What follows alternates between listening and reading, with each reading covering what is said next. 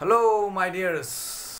With full josh, we are going to study today fourth lecture on the living world of class 11th. My dears, how are you all? Hello, my dears. Everyone is fine, I think, and always in full josh, है ना? सब एकदम full josh में है. So, let us start now. कल क्या चीज़ पढ़े थे? थर्ड लेक्चर में जो हम लोग पढ़े थे, जो फर्स्ट सेकेंड थर्ड लेक्चर नहीं देखे हैं, सबसे एकदम फटाफट जाकर के एकदम सब एकदम देख लो.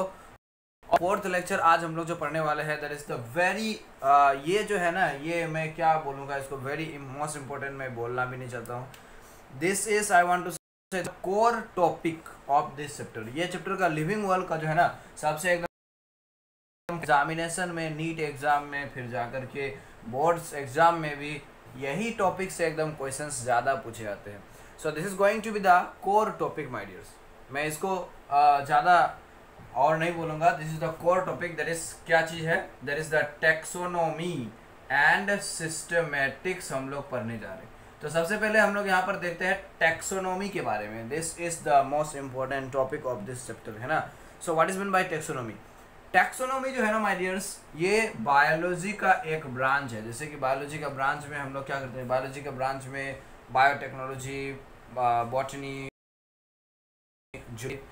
ओके, फिर जाकर के पैलेंटोलॉजी, बायोटेक्नोलॉजी, ऐसे करके बहुत सारे बायोलॉजी का जो है ब्रांचेस है. तो वैसे यहाँ पर भी क्या है, एम्ब्रायोलॉजी. वैसे यहाँ पर भी बायोलॉजी का एक ब्रांच है, बायोलॉजी का एक पार्ट है, जिसमें क्या डिस्कस किया जाता है, which deals with the, it is a branch we can say a branch of biology, है ना, which deals with, किस चीज़ से डील करता है, which deals with तीन चीज़ें से यहाँ पर ये डिस्कस करता है, डील करता है. आइडेंटिफिकेशन, क्लासिफिकेशन एंड क्या चीज़, and nomenclature of living organisms. Okay, nomenclature of living organisms. तो ये बायोलॉजी का एक ब्रांच है माय डियर. टैक्सोनॉमी जो है ये बायोलॉजी का एक ब्रांच है, ठीक है, बायोलॉजी का एक पोर्शन है. क्या चीज़ के बारे में डिस्कस किया जाता है, जिसमें ऑर्गेनिजम्स, लिविंग ऑर्गेनिजम्स का आइडेंटिफिकेशन, लिविंग ऑर्गेनिजम्स को पहचानने का काम किया जाता है, लिविंग ऑर्गेनिजम्स को क्लासिफाई करने का काम किया जाता है. मतलब लिविंग ऑर्गेनिजम्स को अलग अलग ग्रुप्स में, है ना, बहुत सारे ग्रुप्स, जैसे कि स्पेसिस, बहुत सारे स्पेसिस का ग्रुप है, फैमिली का ग्रुप है, जीनस का ग्रुप है, किंगडम, देयर आर 5 किंगडम्स, ऐसे करके ग्रुपिंग किया जाता है. एंड नोमेनक्लेचर, नोमेनक्लेचर का मतलब क्या है, हम लोग ये सब चीज़ जो है ना एक एक करके हम लोग बाद में इन डिटेल्स में हम लोग पढ़ने वाले हैं. बस अभी मैं बता रहा हूँ कि ये आखिर क्या चीज़ है, बस एक झलक मैं दिखला रहा हूँ यहाँ पर. Nomenclature means naming of organism, कोई एक ऑर्गेनिज्म का साइंटिफिक नेम देना, that is known as nomenclature. तो बायोलॉजी का एक ब्रांच जिसमें आइडेंटिफिकेशन, क्लासिफिकेशन एंड नोमेनक्लेचर किया जाता है लिविंग ऑर्गेनिजम्स का, दैट इज नोन एज क्या कहते हैं हम लोग, टैक्सोनॉमी कहते हैं माय डियर. अब यहाँ पर एक दिस वर्ड टैक्सोनॉमी जो है, this word taxonomy was first used by और वाज गिवन बाय, किसने ये यूज किया था, coined by a person known as Augustin Pyramus de Candolle. Augustin Pyramus de Candolle, याद रखना है एकदम. He was a Swiss French botanist, Switzerland French botanist था ये.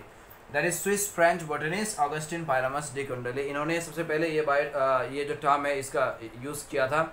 अब फिर हम लोग आते हैं क्या चीज़ में, सिस्टमेटिक्स में आते हैं. फिर उसके बाद हम लोग टैक्सोनॉमी जो है ना, टैक्सोनॉमी का हम लोग ये 3 पोर्शन जो है इसको हम लोग फिर एक एक करके देखेंगे, समझेंगे. अब यहाँ पर सिस्टमेटिक्स, सिस्टमेटिक्स क्या होता है माय डियर? सिस्टमेटिक जो है, it is the, we can say it is the principles. Systematic means it is the principles and procedures, principles and procedures of classification of living organisms. Living organisms को हम लोग classify जो करेंगे into groups and sub groups में, तो वो कौन सा प्रिंसिपल के बेसिस पे, उसका प्रोसीड्यूर क्या होगा, फिर अलग अलग स्टेप होगा ना. ऐसे तो नहीं है कि कोई एक लिविंग ऑर्गेनिज्म मिला फटाक से उसको कोई भी ग्रुप में हम लोग डाल देंगे, कोई फंजाई में या फिर प्लांटी में या फिर किंगडम में, जो मन चाहे उसमें हम लोग डाल देंगे. ऐसा थोड़े है, जैसा दिखेगा वही तरह दिख रहा है तो उसको एकदम प्लांटी में एकदम डाल दिया फटाक से, ऐसा थोड़े होता है ना. उसके लिए हम लोग को पहले क्या करना पड़ता है, पहले उस ऑर्गेनिज्म का हम लोग इन करके उसका प्रॉपर्टीज हम लोग को स्टडी करना पड़ता है. फिर हम लोग देखते हैं कि इसका प्रॉपर्टीज कौन कौन सा सिमिलर है, कौन सा किंगडम से सिमिलर है, कौन सा स्पेसिस से, कौन सा जीनस के साथ सिमिलर है, तो उस ग्रुप में हम लोग इसको जो है ना बाद में डालते हैं।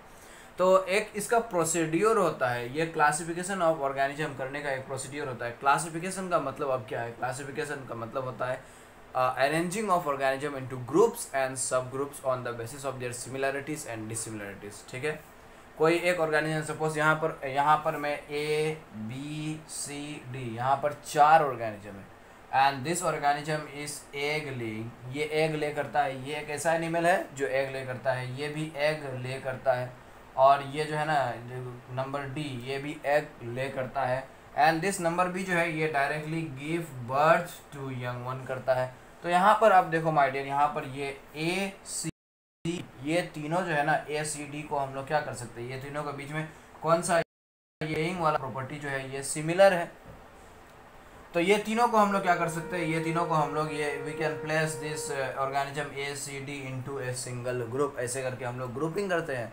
This grouping of organism based on some character, based on some similarity and dissimilarity, कुछ सिमिलरिटी के बेसिस पे ऑर्गेनिज्म को ग्रुपिंग करना, या फिर कुछ डिसिमिलरिटी के बेसिस पे एक ऑर्गेनिज्म को इस ग्रुप से अलग कर देना, जैसे कि ये B है।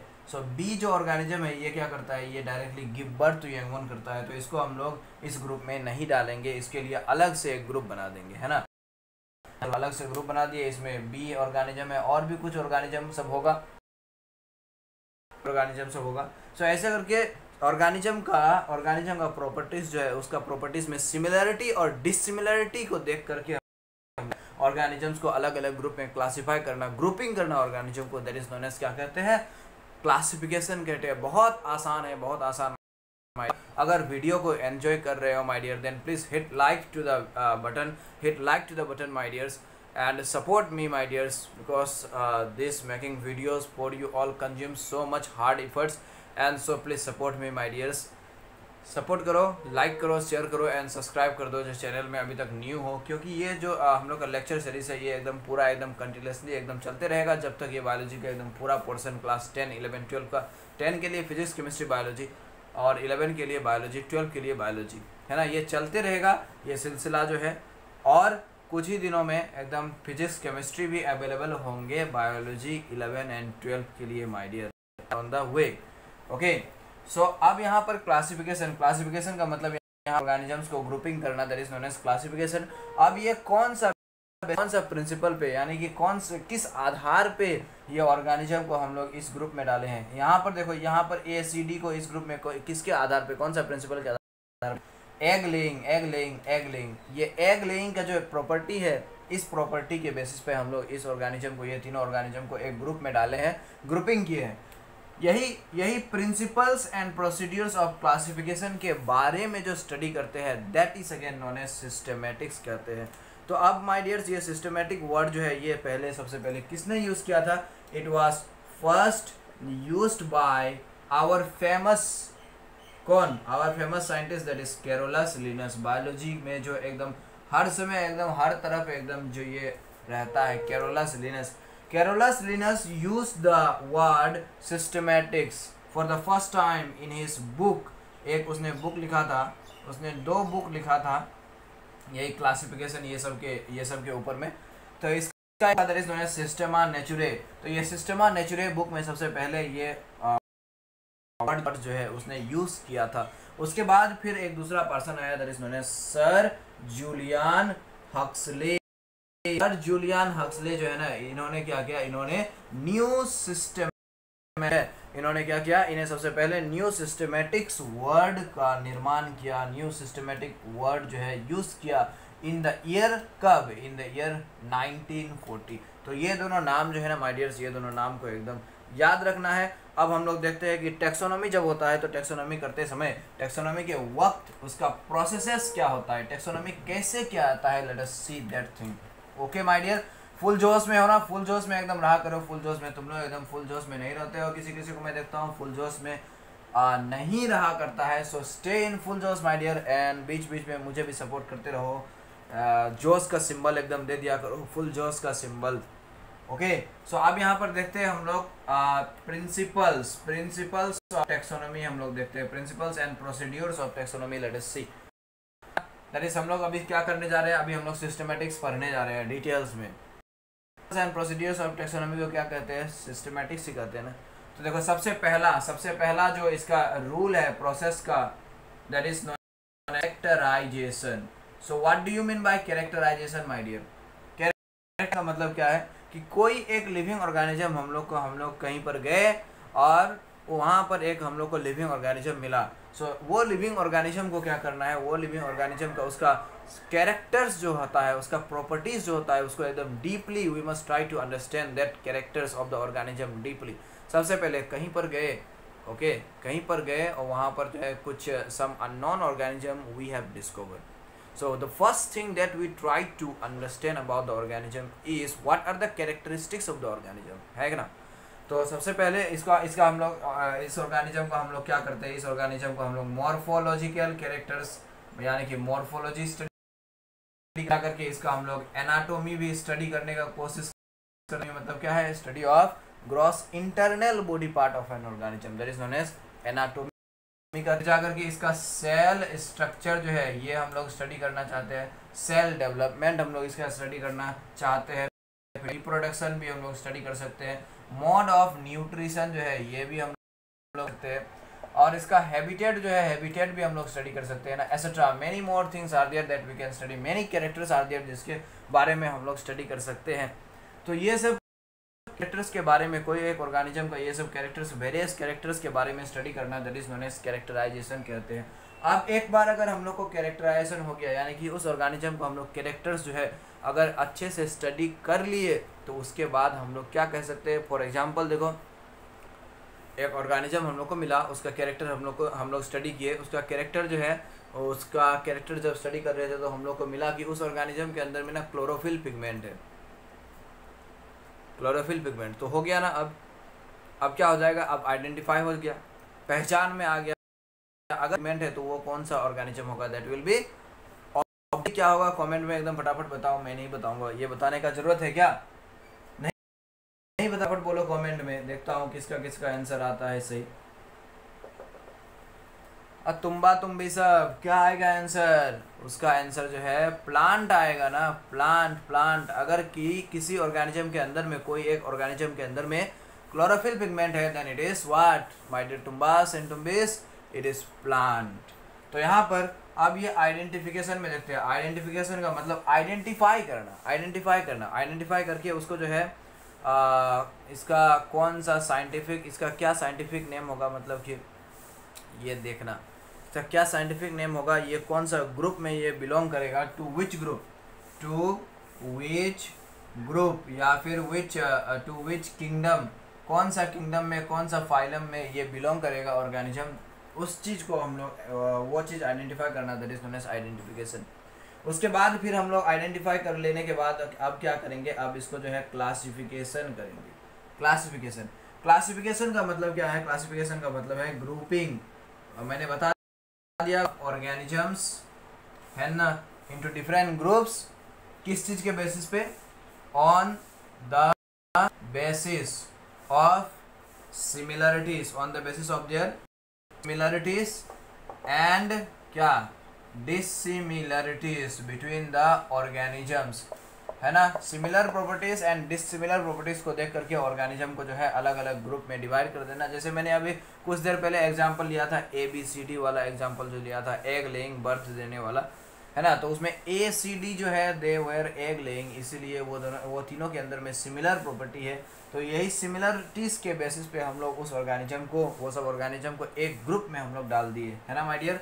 दैट इज नोन एज क्या कहते हैं, क्लासिफिकेशन कहते हैं। नंबर 4, फिर एक बार क्लासिफिकेशन हो गया तो उसके बाद हम लोग क्या कर सकते हैं, उसके बाद हम लोग नोमेनक्लेचर कर सकते हैं। सो what do you mean bye nomenclature? Nomenclature means उसका जो हम लोग स्टडी किए तो उसका प्रॉपर्टी के बेसिस पे, है ना, ऑर्गेनिज्म उसको हम लोग क्लासिफिकेशन कर देंगे, कौन सा स्पेसिस है, कौन सा जीनस है। तो अब वही स्पेसिस और जीनस को लेकर के हम लोग क्या करेंगे, इसका एक giving, we will try to give a scientific name to the particular organism which we have identified just now। जो न्यू ऑर्गेनिज्म जिसको हम लोग आइडेंटिफाई किए हैं, क्लासिफाई किए हैं, आइडेंटिफिकेशन कर चुके हैं, उस ऑर्गेनिज्म का हम लोग एक साइंटिफिक नेम देने का कोशिश करेंगे। यही जो साइंटिफिक नेम देने का कोशिश जो करते हैं, that method of providing scientific name is known as, क्या कहते हैं, नोमेनक्लेचर कहते हैं। सो माय डियर, अब ये नोमेनक्लेचर जो है, दिस सिस्टम ऑफ नोमेनक्लेचर, अभी जो हम लोग मोस्ट वाइडली जो नोमेनक्लेचर हम लोग करते हैं उसमें क्या होता है, उसमें हम लोग दो वर्ड्स का इस्तेमाल करते हैं। अभी हम लोग पढ़ेंगे कुछ देर में, दो वर्ड्स का हम लोग इस्तेमाल करते हैं, दो वर्ड का इस्तेमाल करते हैं, इसलिए हम लोग क्या कहते हैं, दैट सिस्टम ऑफ नोमेनक्लेचर को हम लोग बाइनोमियल नोमेनक्लेचर कहते हैं my dear, binomial nomenclature. So what is nomenclature? Binomial nomenclature का मतलब है कि giving scientific name to an organism in which is made up of two words, ठीक है, two words, मतलब एक ऐसा साइंटिफिक नेम जो दो वर्ड से बना हुआ हो। अब इसमें जो है, इसमें पहला वाला वर्ड जो है, first word will be the genus, will be the generic name. पहला वाला जो वर्ड होगा वो होगा जेनेरिक नेम। जेनेरिक नेम का मतलब क्या है, वो ऑर्गेनिज्म जो है वो किस जीनस में बिलोंग करता है, ठीक है, कौन सा जीनस में बिलोंग करता है, that is known as generic name. For example देखो, होमो सेपियंस, ह्यूमन बींग्स का साइंटिफिक नेम है होमो सेपियंस। तो यहाँ पर अब ये जो पहला वर्ड है ना, ये साइंटिफिक नेम है। यहाँ पर जो पहला वर्ड है ह्यूमन बींग्स का साइंटिफिक नेम में, दैट इज होमो। होमो जो है ना, it is the generic name, यानी कि ये क्या चीज़ है, it is the name of the genus to which human being belong. Human beings कौन सा जीनस में बिलोंग कर रहा है, उस जीनस का नाम है ये होमो जो है। तो हम लोग कौन सा जीनस में बिलोंग करते हैं माय डियर, हम लोग जो है होमो जीनस में बिलोंग करते हैं। और ये दूसरा वाला जो वर्ड है, this is the name of the species, this is the specific name. Specific name का मतलब the name of the species to which we belong. हम लोग कौन सा स्पेसिस में बिलोंग करते हैं, हम लोग जो है सेपियंस स्पेसिस में बिलोंग करते हैं। तो ऐसे ही करके अब दूसरा वाला जो यहाँ पर वर्ड होगा, दूसरा वाला जो वर्ड होगा, that is the name of the species, that is specific name. Specific name और स्पेसिफिक एपिथेट कहते हैं। और ये बाइनोमियल नोमेनक्लेचर जो है, ये system of providing this binomial nomenclature was is according to some rules that are given by the international code of botanical nomenclature। International code of botanical nomenclature, ये कौन सा ऑर्गेनिज्म का ये नेम देता है, प्लांट्स का, ठीक है, प्लांट्स के लिए botanical nomenclature, ICBN, that is international code for botanical nomenclature. तो ये एक कोड है, एक सिस्टम ऑफ रूल्स है। इसमें जो है ना, इसमें क्या है, इसमें जो है प्लांट्स का साइंटिफिक नेम कैसे करके दिया जाए, उसके लिए एकदम बहुत सारे रूल्स लिखा हुआ एक लिस्ट ऑफ रूल है। एंड एनिमल्स के लिए भी होना चाहिए, तो एनिमल्स के लिए भी है, दैट इज ICZN। क्या होगा फुल फॉर्म बता दो एकदम, इसका फुल फॉर्म बताओ। So this gives the rules, the process and procedure for naming the animals, for giving scientific name to the animals. Animals का साइंटिफिक नेम हम लोग कैसे देंगे, कैसे हम लोग लिखेंगे, उसके लिए यहाँ पर जो ये सेट ऑफ रूल्स है, ठीक है, that is the international code, is known as international code for zoological nomenclature my dears. अब हम लोग यहाँ पर आते हैं बायोलॉजिकल नोमेनक्लेचर जो है ना, बायोलॉजिकल नोमेनक्लेचर का रूल्स के बारे में देखते हैं। क्या क्या रूल्स है बायोलॉजिकल नोमेनक्लेचर में, सबसे पहले ये देख लेते हैं, उसके बाद फिर और जो है हम लोग का आइडेंटिफिकेशन, क्लासिफिकेशन, वो हम लोग फिर देखते रहेंगे। सबसे पहले हम लोग देख लेते हैं, अभी नोमेनक्लेचर का नाम आया है तो पहले कर लेते हैं। सो देखो, universal rules, there are some universal rules that should be followed while writing the scientific name of organism। Scientific name लिखते समय हम लोग को ये सब रूल्स फॉलो करना पड़ेगा। रूल नंबर 1 एकदम ध्यान से देखना है, फुल जोश के साथ एकदम देखना है, फुल जोश के साथ। जोश जो है, जुनून जो है पढ़ाई में, वो हमें कभी भी कम नहीं होने देना है। अपना जोश एंड जुनून को एकदम मेंटेन करके रखो, वो कभी कम मत होने दो। तो पहला रूल जो है, first rule is that the scientific name will always be made up of 2 words. तो यहाँ पर 2 वर्ड से बनेगा। पहला वाला वर्ड जो है, S you know just now I have told you, generic name. पहला वाला जो वर्ड होगा जेनेरिक नेम होगा, और दूसरा वाला जो होगा that will be the epithet यानी कि स्पेसिफिक नेम होगा। तो यहाँ पर माय डियर फॉर एग्जाम्पल देखो, एग्जाम्पल मैंगो, मुस्का, चलो छोड़ो मैंगो का, छोड़ो मैंगो का, मुस्का नहीं, मैंगो का लेते हैं। किसके बारे में लिखने जा रहा था, हाउस फ्लाई जो होता है उसके बारे में मैं यहाँ पर लिखने वाला था। तो यहाँ पर देखते हैं, देखो मैंगो का होता है Mangifera indica. The scientific name of mango is Mangifera indica. Okay, ये मैंगो का साइंटिफिक नेम। सो यहाँ पर जो ये पहले सबसे पहला यहाँ पर जो ये वर्ड है mangifera, it is the name of the genus to which the mango plant belongs. Mango plant कौन सा जीनस में बिलोंग करता है, मैंगीफेरा जीनस में बिलोंग करता है। एंड मैंगो का स्पेसिफिक नेम क्या है, यानी कि स्पेसिस नेम क्या है, कौन सा स्पेसिस में बिलोंग करता है, it belongs to indica species. तो इसीलिए माय डियर सबसे पहले ये पहला रूल है कि एक साइंटिफिक नेम कोई भी अगर होगा तो उसमें 2 वर्ड से वो बना हुआ रहेगा, और पहला वाला वर्ड जो है वो जीनस का नाम होगा, दूसरा वाला वर्ड जो है वो स्पेसिस का नाम। इज दैट जीनस नेम जो है ना, genus name will always begin with a capital letter, and species name जो है ना, species name should always begin with a small. यहाँ पर देख सकते हो ये एग्जांपल में जो हम लोग लिखे हैं मैंगीफेरा, यहाँ पर जो है ये मैंगीफेरा जीनस नेम है, ये जो है कैपिटल लेटर से स्टार्ट हो रहा है, और ये जो है स्मॉल, ये स्पेसिस नेम जो है this is beginning with the small letter that is indica. तो इंडिका है ना, ये स्मॉल लेटर से बिलोंग कर रहा है माय डियर। अब यहाँ पर फिर आते हैं, देखो थर्ड रूल में आ जाते हैं। थर्ड रूल में एग्जाम्पल एकदम देख करके ये सब एकदम रूल्स एकदम हम लोग को पढ़ना है। अब यहाँ पर देखो पहला, जब हम लोग हैंड रिटन करते हैं ना, जब हम लोग कोई साइंटिफिक नेम को हम लोग अपने हाथ से लिखते हैं, जैसे कि मैं यहाँ पर अभी लिख रहा हूँ, तब जाकर के इसको क्या करना है कि बोथ वर्ड्स को क्या करना है, both words should B underlined separately. जैसे मैं यहाँ पर क्या हूँ, यहाँ पर मैं अंडरलाइन किया हूँ, दोनों जो वर्ड्स है, दोनों वर्ड को मैं यहाँ पर क्या कर दिया हूँ, अंडरलाइन कर दिया हूँ ना। You can see Mangifera indica. So Mangifera indica दोनों वर्ड्स को मैं यहाँ पर क्या कर दिया हूँ माय डियर्स, अंडरलाइन कर दिया हूँ। अंडरलाइन क्यों किया हो, because this is in the rule. यहाँ पर ये दोनों वर्ड को एकदम लिखते समय एकदम पेन से ही, जिस पेन से हम लोग लिख रहे हैं उस पेन से ऐसे करके अलग अलग अंडरलाइन कर देना है। Next rule number 4, when type, जब टाइपिंग हम लोग करते हैं या फिर प्रिंटिंग के लिए हम लोग मतलब कि टाइपिंग करते हैं, तब हम लोग को क्या करना चाहिए, देन वी शुड इटालिसाइज, देन हम लोग क्या करना चाहिए, इटालिसाइज कर देना चाहिए। दोनों वर्ड्स को क्या करना चाहिए, italicise, then both the words should be italicised, है ना my dears. Next rule number 5 हम लोग देखते हैं, नेम ऑफ द ऑथर जो है ना, नेम ऑफ ऑथर मतलब कि जिसने ये साइंटिफिक नेम दिया, या फिर जो ये स्पेसिस को सबसे पहले ऑब्जर्व किया, डिस्कवर किया, that is known as the name of the author, that person's name is known as the name of the author.